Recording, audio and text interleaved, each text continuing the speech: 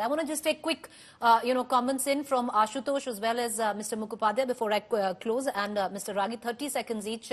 Ashutosh, how do you see it going forward? Because it seems the message has been delivered, and from now on, there's only going ahead. Because the RSS has made it very clear, at least optics-wise. You're on mute, sir. Preeti, it is obvious that there is a crisis. But the RSS supporter can always beat around the bush. There is a crisis and they have to understand this. And there is a lot of hypocrisy on behalf of the RSS and their supporters. Look, in 2009, what has happened? What has happened? Why Mohan Bhagwat had to come down to Delhi and tell to the whole world that these gang of four will not become the party president? Who got Nitin Gadkari from Nagpur to make him the party president? Who got Lalkesh Advani's resignation when he made a statement about Jinnah? So this hypocrisy has to be told in as many words. The fact of the matter is that the RSS runs and operates BJP, and it is very comfortable for them to intelligently make a distance. No, we have nothing to do with the BJP. It's a hardcore political organization which doesn't want to believe into the honesty of the purpose. Though it talks about idealism, it talks about morality. But okay. What was the need? What was the need when Advani was to be replaced and Nitin Gadkari was to be replaced? Why the RSS did that? So I am only saying is that today the BJP is going through a crisis and RSS is going through a crisis, and Mohan Bhagwat wants to take BJP out of the choppy water. It's as simple. There's nothing less. All right. So it's another way. It's, sometimes you have to do it with a hard hand. But Mr. Mukhopadhyay, is that how you read it? It's another way of reading the writing on the wall, loudly so, for the Bharatiya Janata Party, so it can, steer the BJP ship to calmer waters. I have always said, that as far as Mr. Modi is concerned, his Gujarat years were actually a kind of a dress rehearsal for what he has been doing in Delhi since 2014. So to understand this phase of, what is going on between the BJP and the RSS, we have to step back and look at, the decade after he became the chief minister. When the RSS actually felt that he's become chief minister, he's been a pracharak. So he would be consulting us very regularly.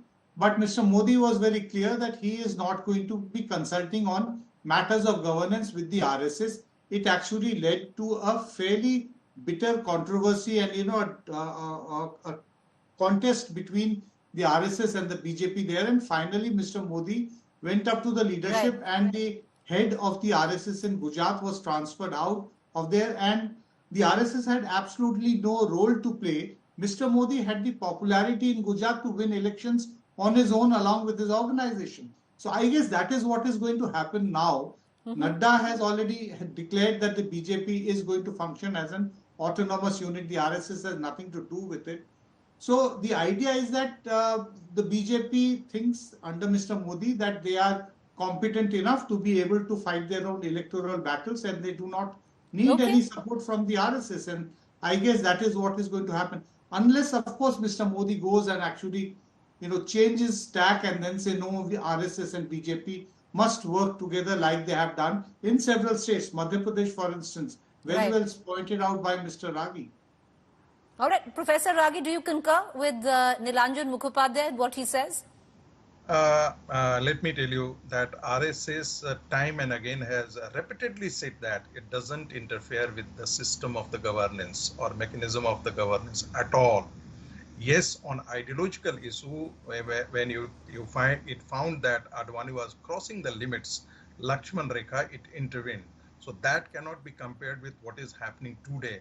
RSS again and again has said that it involves in the BJP affairs only when it is asked to do so.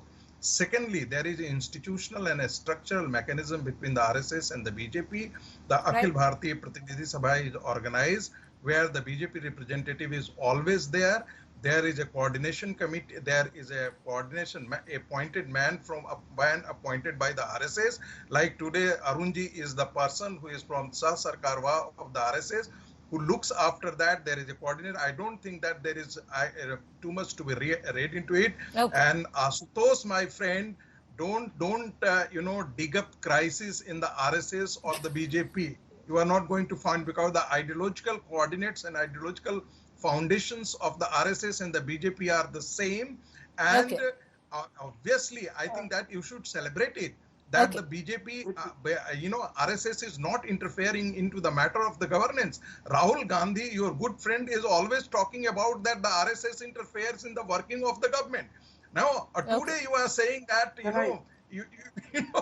All right, okay, I'm running out of time. Let's not get into... okay, sir, 10 seconds are coming. Because I think Professor Ragi has endorsed what I said, that RSS is not a cultural organization, it's a hardcore political organization. This is what he has endorsed, what I wanted to say. Okay, I always say that Sangh doesn't interfere in the politics, but the Sanshaks always have the right to interfere into the politics. It wants to control politics. Okay, fine. Okay, we're going to leave it at that.